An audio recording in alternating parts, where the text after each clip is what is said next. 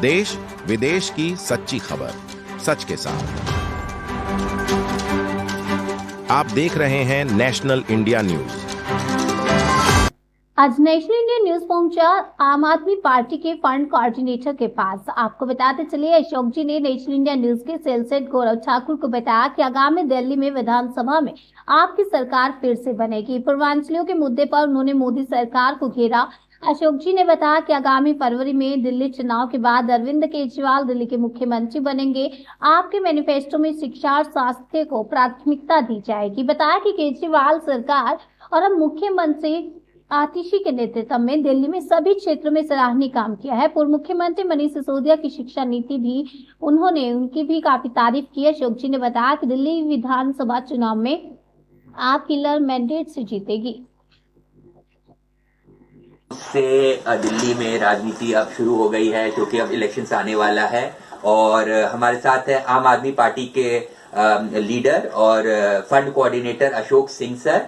और Ashok Singh sir, national news में आपका स्वागत है। दिल्ली में जो भी फरवरी में चुनाव होने वाले हैं, आम आदमी पार्टी को लेकर क्या प्रोजेक्शन है? काफी चैनल्स दिखा रहे हैं आम आदमी पार्टी 50 से 55, बीजेपी 10 से 12, कांग्रेस 2 से 3। आपका मतलब कि क्या प्रोजेक्शन है? सरकार फिर से आने वाली है? नहीं, ये ठाकुर जी बहुत बहुत धन्यवाद जो आपने अपने चैनल पे हमें बुलाया और ये बोलने का मौका दिया।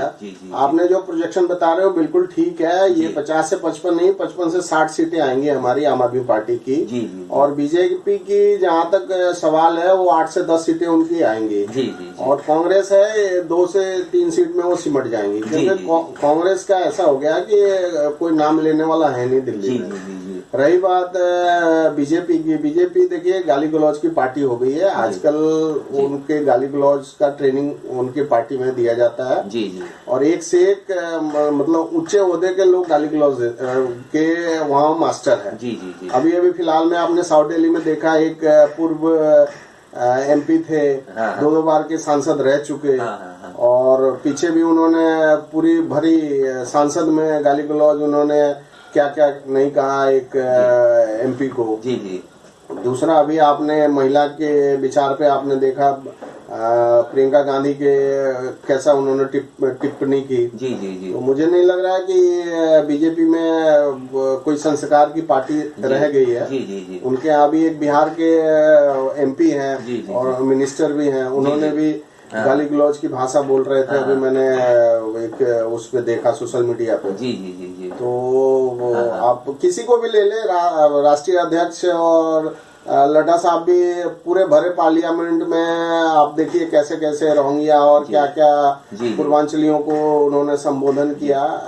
सर, ये जो पूर्वांचलियों का जो अभी इशू चल रहा है, आम आदमी पार्टी से पहले मेरे ख्याल 10 से 12 विधायक रहे हैं पूर्वांचलियों के बीजेपी, और काफी प्रोटेस्ट वगैरह चल रहा है। आपका क्या इस पे कहना है? देखिए, मेरा कहना ये है कि कभी भी भारतीय जनता पार्टी बिहारियों और पूर्वांचलियों को फेवर नहीं किया।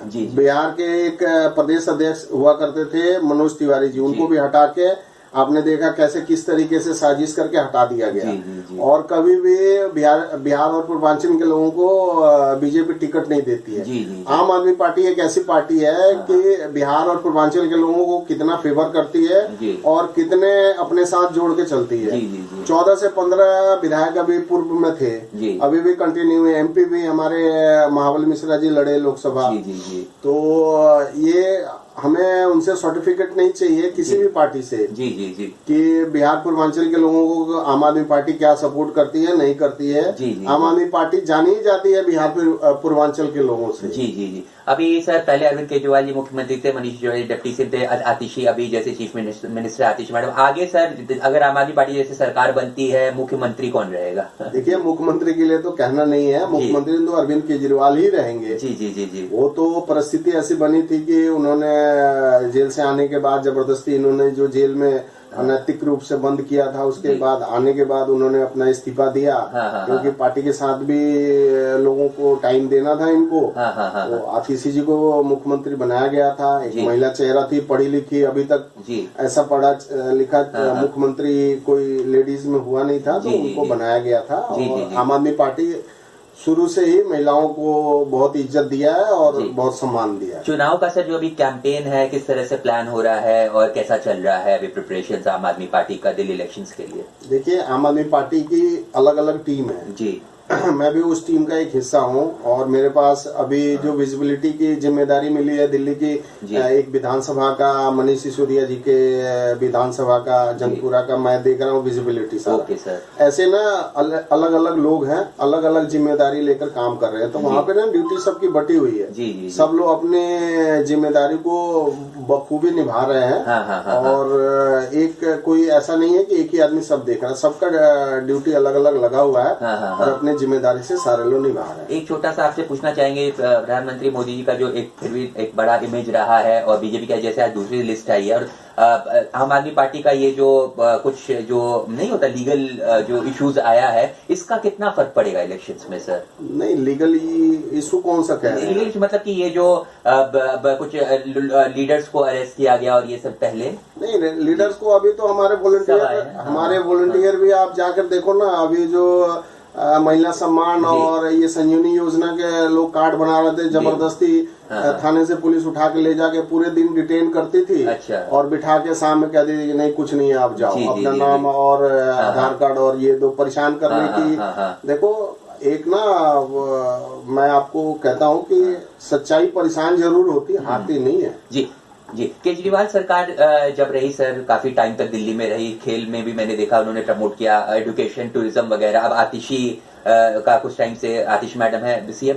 आप कौन सा एक दो सेक्टर देखेंगे जिसमें सबसे ज्यादा प्रभावशाली काम किया है आम आदमी पार्टी सरकार ने, खासकर केजरीवाल सरकार ने पहले से? सर, केजरीवाल सरकार ने हर क्षेत्र में काम किया। जी। सबसे जो नंबर 1 पे रखा जाता है वो एजुकेशन। जी। शिक्षा, स्वास्थ्य, ये हमारा सबसे प्राथमिकता है।